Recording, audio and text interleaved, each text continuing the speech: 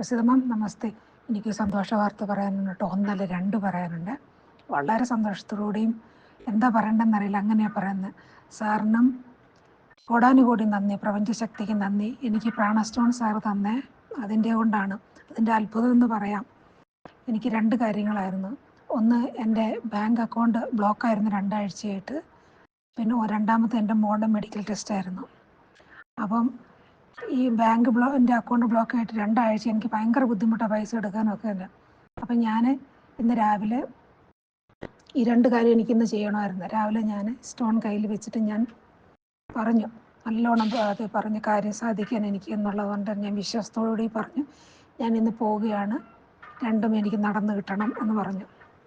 നടന്നു കിട്ടണം എന്നല്ല, നടന്നു കിട്ടും തന്നെ ഞാൻ വിശ്വസിച്ചിട്ടാണ് പോയത്.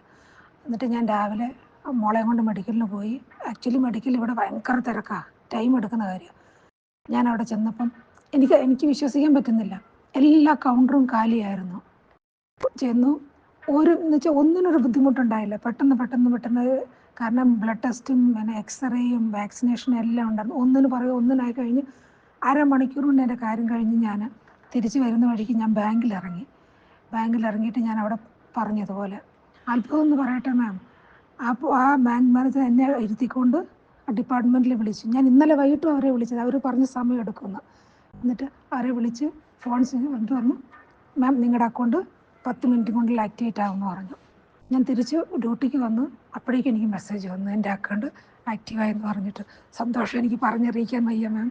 ഭയങ്കര സന്തോഷം കേട്ടോ. Thank you. എല്ലാത്തിനും നന്ദി.